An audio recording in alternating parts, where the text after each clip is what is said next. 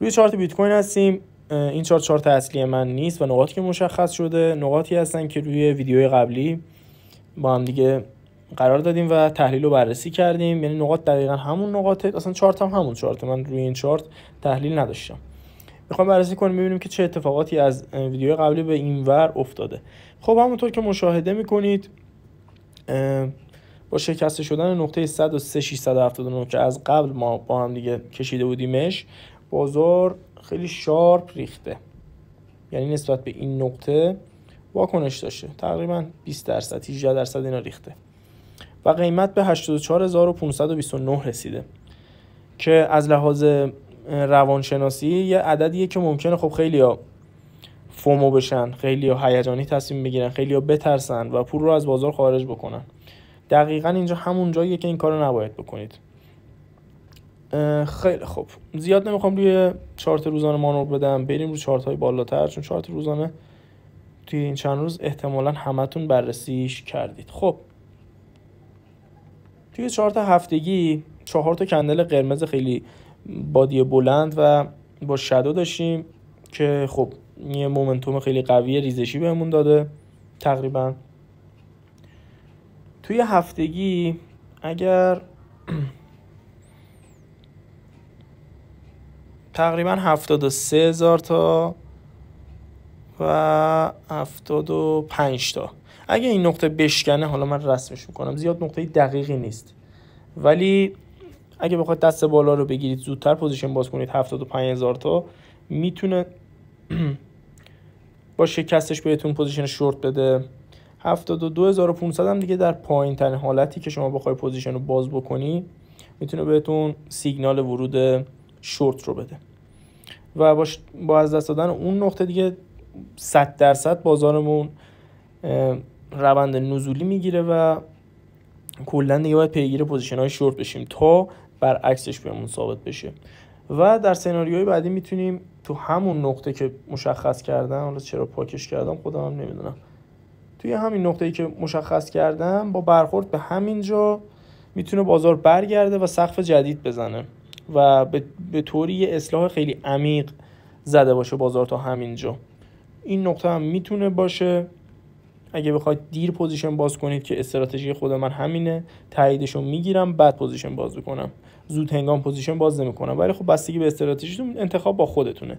این نقطه‌ای که الان مشخص کردم 72,733 تا 73,000 تا 73,020 تا 30 تا میتونه نقاطی باشه که بازار قبلا سقفش بوده، اونو شکونده و صعود پیدا کرده، دوباره بهش برخورد کرده و دوباره رو به بالا حرکت کرده. پس نقطه خیلی مهمیه. شکست این نقطه بازار رو به شدت میتونه ریزشی بکنه و اگه باش برخورد کنه و رو به بالا بره میتونه سقف جدید بزنه، حتی یعنی تا 120,000 تا به بالا بره و عددهای بالاتر رو واسه بیت کوین میتونیم ببینیم. بریم تایم فریم بالاتر ببینیم که دیگه چه خبر. خب تو تایم فریم ماهانه میبینید که یه کندل به شدت بزرگ داریم و میتونه این کندل شکلش این شکلی نباشه کاملا. چرا؟ چون 8 روز و 7 ساعت دیگه داریم و ممکنه کندل بره بالاتر ببنده، ممکنه بیاد پایین تر ببنده. و در کل باید بهتون بگم که هر کاری که انجام میدید توی همین بازار میتونه شما رو نابود کنه اگر مدیریت سرمایه نداشته باشید. خب همونطور که بهتون گفتم من خودم پوزیشن باز داشتم همون تایمی که بازار ریزشی شد و قبل از 103,679 استاپم خورد، یه درصد خیلی کمی از کل سرمایه‌ام ضرر کردم و پوزیشن شورت هم باز کردم، سودم گرفتم، ولی پوزیشن‌های عاقلانه‌ای نبود چون بازار خیلی بازار هیجانی بود و کلا پیگیر پوزیشن لانگ نشدم تا همین امروز.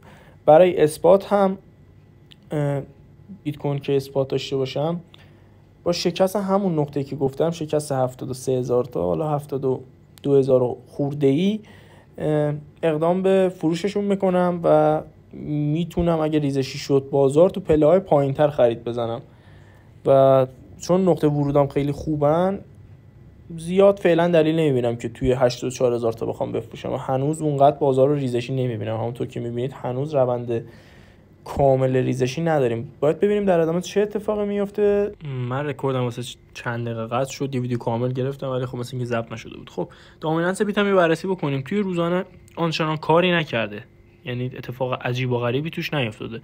روی 59% رو به بالا بره، بیت کوینمون هم سعودی باشه، باید پوزیشنمون رو بیت کوین باز کنیم. اگه همینجا رنج بزنه بیت کوینمون سعودی بشه، میتونیم توتال رو بریم ببینیم، چک بکنیم ببینیم که چه خبره توش.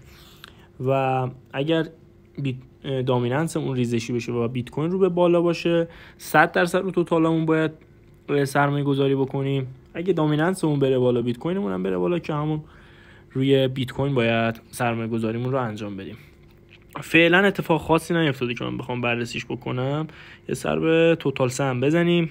خب توتال سمون بیشتر از دامیننسمون ریزشی بوده. این یعنی چی؟ یعنی این که آلت کوینامون بیشتر از بیت کوینمون ریختن و همین یعنی اگه روی آلت کوین پوزیشن باز داریم یا تو اسپات خرید زدیم، یه ذره حواسمون بیشتر بهشون باشه، نه اینکه همین الان بفروشیم. یه ذره حواسمون بیشتر بهش باشه، چون نقاط مهمش رو توتال از دست داده و خیلی ریزشیه، مومنتوم قوی ریزشی داره و پول به قولی داره از آلت کوین ها خارج میشه. من یه اتریوم هم ببینم و دیگه بریم سراغ پایان بندی ویدیو. خب چه خبریم؟ چارت من. خب اتریوم هم وضعیت جالبی نداره. فکر کنم توتال 2 مون هم همون حالت توتال 3. اتریوم هم خیلی ریخته، فعلا نمیشه روش زیاد مانور داد. دقیقا رو همین نقطه‌ای که هست، یه نقطه خیلی مهمه، من خطا رو نمیزنم که بیاد یو همش. همین نقطه‌ای که هست یه ذره پایین ترش میتونم بگم